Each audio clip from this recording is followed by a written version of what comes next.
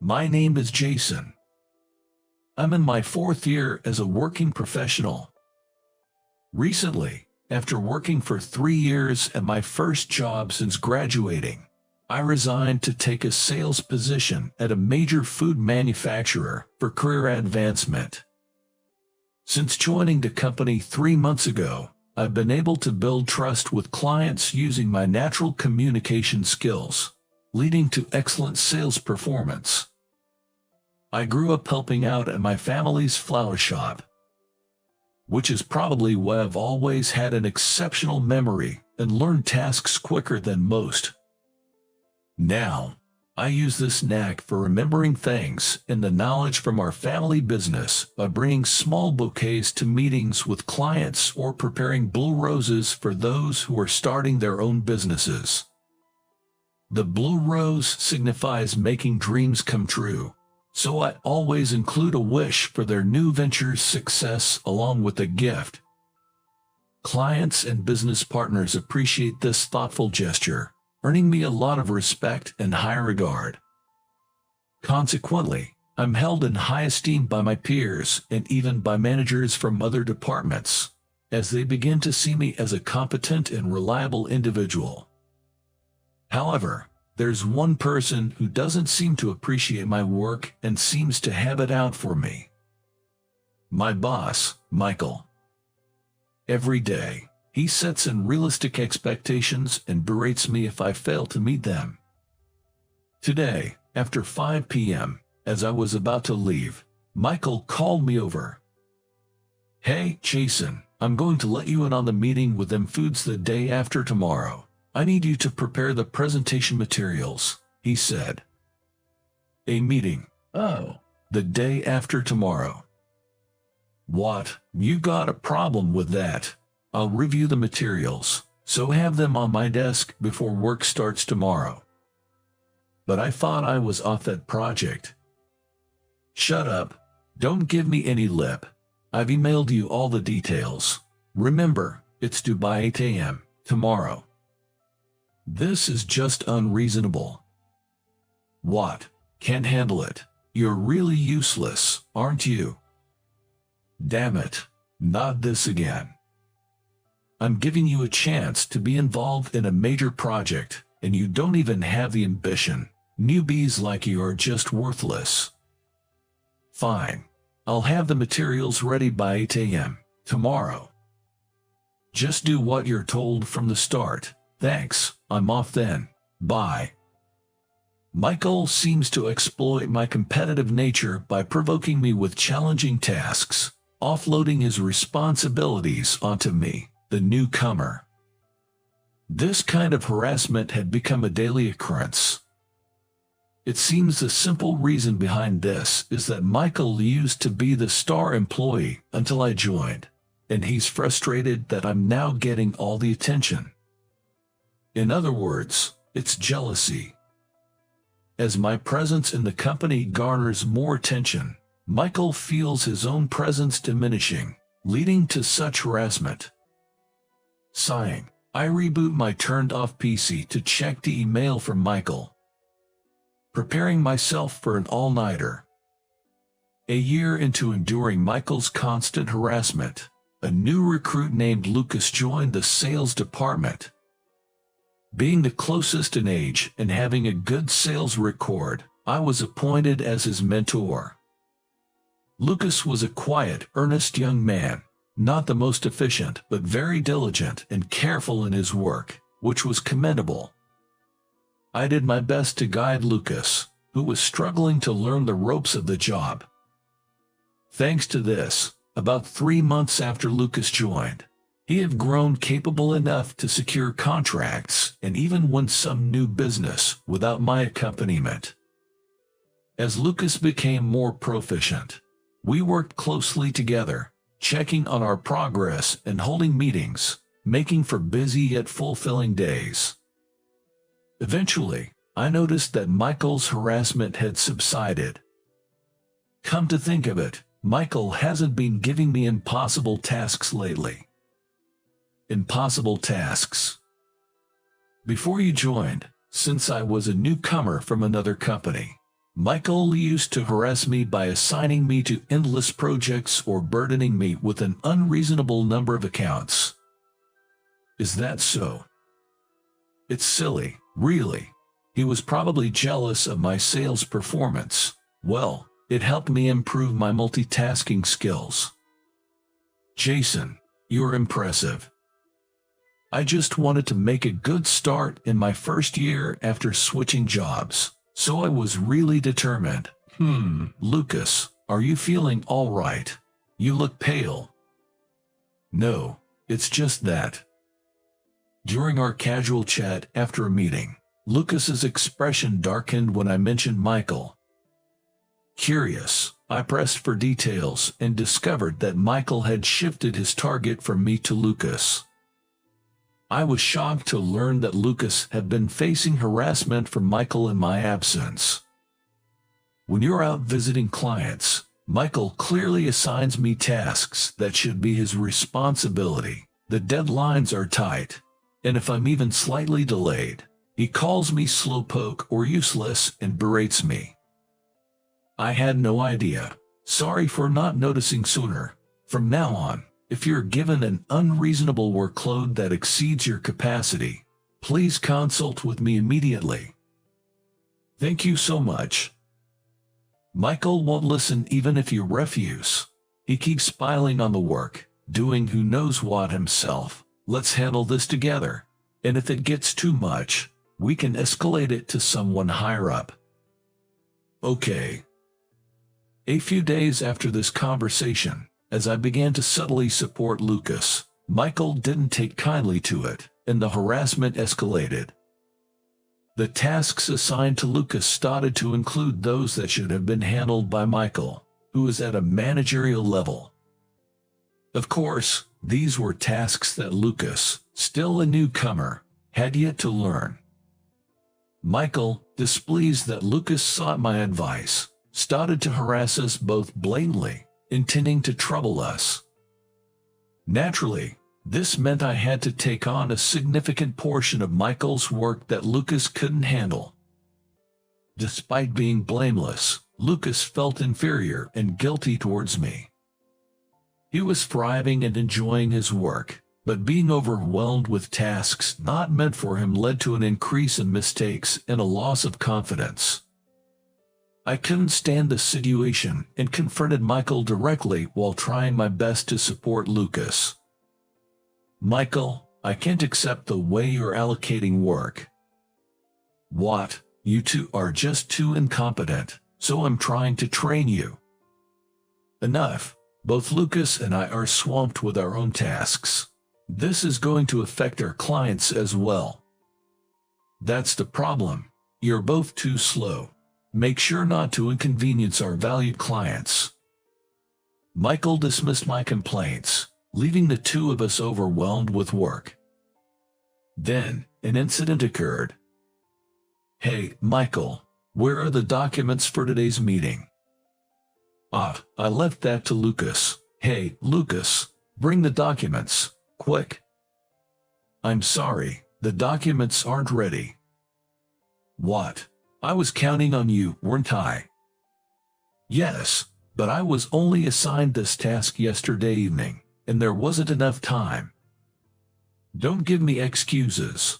Do you realize how important this meeting is? You're such a useless newcomer. What now? Make sure to submit it to Charles by 11 a.m. Yes, I will. I'm sorry, Charles. My subordinate is slow, causing you trouble. I'll make sure it's done by 11 a.m.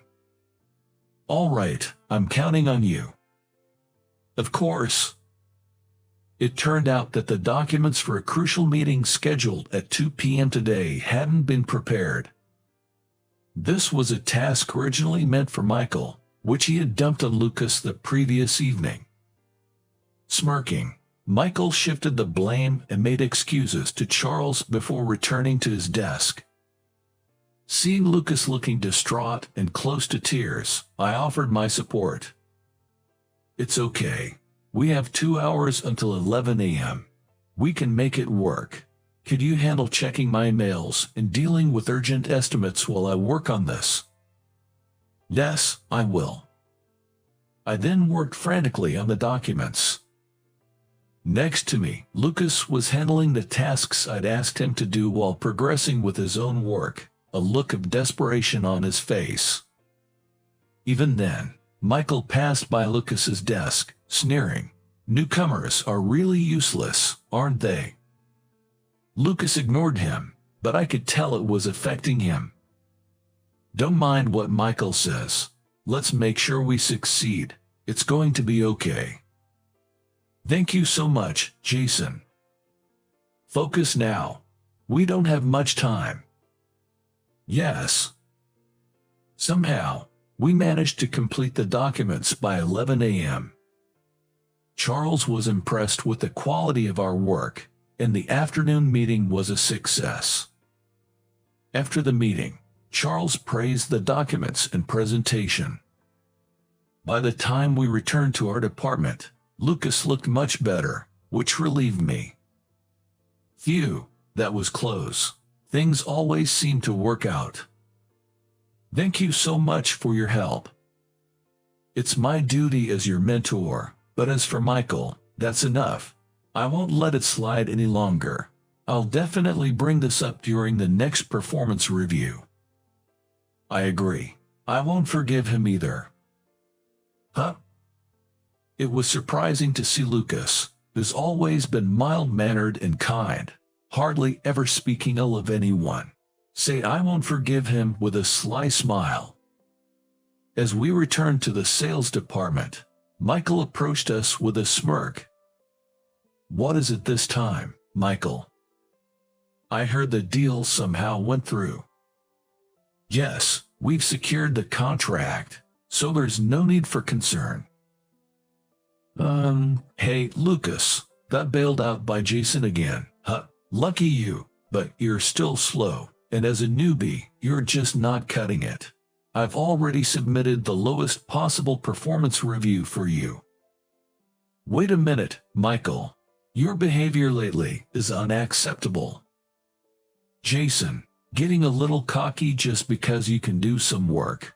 What about you, Lucas? Got nothing to say. What's with that face? Remember, I'm the manager here. You newbies just need to do as I say. And Jason, your defiant attitude will cost you on your performance review too. Don't you think you're being too tyrannical? And what's this about performance reviews? The year-end performance review is still a while away. Isn't it a bit early for that?" You regular employees wouldn't know. The company's performance is down. So we're looking for volunteers for early retirement at the mid-year mark. I was compiling a list of candidates for that. As a manager, it's my job to submit the performance reviews of my subordinates to the higher-ups. Both of you, being as incompetent as you are on that list for sure." "What did you say?" Michael's words made my blood boil instantly. As I was about to retort, Lucas grabbed my hand to stop me. "Hey, Lucas, this is just too much." "Calm down, Jason. Michael, I understand your point clearly now." "Oh, finally got it through your thick skull, did you? Well, enjoy working hard until you get the retirement notice." Smirking, Michael threw out his parting shot and left. A few days after Michael claimed to have submitted the lowest performance reviews for us, President Sullivan decided to visit each department to observe the employees' work. When it was the sales department's turn, President Sullivan arrived, holding the documents Michael had prepared. "Mr. Sullivan, we've been expecting you." "Thank you, everyone in the sales department. You're the backbone of our company's earnings, and I appreciate your hard work. Today, I'll be observing how you all work. Did you have a chance to look at my performance review documents? I'll introduce you to the employees of the sales department and their evaluations." With that, Michael, looking triumphant, cozied up to President Sullivan to show him around. He followed Michael's lead, conversing with employees and observing their work. I watched nervously as they moved around the department. Glancing at Lucas, I expected him to be disheartened, but to my surprise, he was calm and focused on his work, unaffected by President Sullivan's visit. Eventually, he approached Lucas and me. "Sorry to interrupt your work. You're Jason, right? I've heard good things about you." Thank you. It's an honor. I heard you played a crucial role in closing a significant deal recently. The sales manager was praising you." "Well, I just did the best I could." "Mr. Sullivan, Jason is capable in his work, but his attitude toward superiors needs improvement. Despite my clear instructions, he was late, and even the preparation for that deal had us on edge until the last minute." "Oh, that's because I had a lot of tasks to handle. I apologize for any concern I caused you." "Jason, your problem is making excuses. Be mindful of that." I clenched my teeth, feeling dominated by Michael's narrative. Still, I didn't want to show any petty disputes in front of President Sullivan, so I held back. "And this new recruit Lucas, whom Jason has been mentoring, is just incapable." "Is that so, really?" "Yes, it's true. As his manager, it's been tough on me. The preparation for that deal being last minute was Lucas's fault, despite my instructions. He hadn't completed the documents even on the morning of the meeting, and then he made excuses about not having enough time and ran to Jason for help.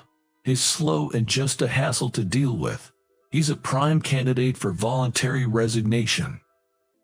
Michael gloated as he disparaged Lucas and me to President Sullivan. I clenched my fists in frustration. "Michael, was it? You say some interesting things. What's this about a candidate for voluntary resignation? And is my son really that useless?" "Huh, son?" "Yes, that's right. Even without parental bias, Lucas seems to be handling quite a significant workload for someone only half a year into his job, and he's delivering results. What exactly are these performance reviews based on? Care to explain in detail, Michael?" Michael's face went pale at his words. Turns out, Lucas was his son. With the company's performance in decline, I investigated and found that the sales department's results have been deteriorating for the past 3 years. I've been hearing unsettling things from within the department, and since sales are the pillar of our company, I decided to employ my son here to get a true sense of the situation. Is that really how it happened? I had him use his mother's surname to avoid any undue attention from the staff. "Michael, I've heard quite a bit about you from Lucas." "No, that's not how it is." "What's not?" "I haven't said anything yet. I didn't do anything wrong." Lucas, who had been silently observing the exchange, stood up and addressed his father, President Sullivan. "President Sullivan, everyone in the sales department has been incredibly kind and instructive. Jason, in particular, has been a great help. Despite my shortcomings, he supported me through the unreasonable workload imposed by Michael and managed his own tasks flawlessly. Michael may blame the recent deal's preparation on me, but he was actually responsible. It was impossible to meet the deadline with his timely instructions given just the evening before. For someone only half a year into the job, handling that negotiation from grasping the details to preparing the documents and presenting to the executive team was an insurmountable task. Yet, Jason accomplished it with remarkable skill. He's truly exceptional." "I see, Jason. I'm truly grateful you've been there for Lucas. Moreover, I've thoroughly investigated the causes of the sales department's downturn. Here's the report." Lucas handed over a thick report to President Sullivan, detailing the harassment from Michael, how it pressured the work environment, and negatively impacted the actual sales performance. It also outlined how Michael's domineering attitude disrupted normal communications within the department, leading to delays. The report was filled with concrete examples of the company's losses and detailed accounts of power and moral harassment incidents. After reviewing the report, President Sullivan, red-faced with anger, glared at Michael. "What's this about? This situation is much more serious than what I was led to believe. We have no place for someone who envies and sabotages others. It's not like that. I can't trust a word you say, and to think you had the audacity to submit such a falsified performance review. I'm speechless at the audacity. Moreover, the sales department's performance has been improving over the past year. There were no plans for layoffs. We won't discard valuable employees. It's clear now why the department has been recovering. But it's equally clear that we have no need for someone like you in our company. You're fired." With that, President Sullivan tore up the performance review documents Michael had submitted. Despite Michael's attempts to justify himself, President Sullivan didn't entertain any of it. Following a thorough investigation ordered by President Sullivan himself, Michael was officially dismissed for misconduct. Michael was left in a daze, collapsing as he received the news. When he finally left the company, no one said a word to him. Around the same time Michael was dismissed, I was promoted. My contribution to the company and my work ethic had been recognized. I was appointed the youngest manager in the department. Congratulations on your promotion, Jason. Thanks, Lucas. I'm glad you're my senior and boss, Jason. With you handling things, even the most challenging tasks turn into successes. I truly admire you. Easy there, you'll make me too proud. But thanks. Did President Sullivan praise me that much during the personnel review? What are you talking about? We don't discuss work at home. I just shared the facts as casual conversation. You've really come a long way, Lucas. Let's keep up the good work together, and if you'd like, maybe you can put this at home. I handed Lucas a small bouquet of dahlias. He joked, shouldn't I be the one giving you flowers? But those flowers represented my gratitude. The dahlia's meaning is gratitude. I resolved to fully leverage the opportunity Lucas had given me and to strive harder in my work.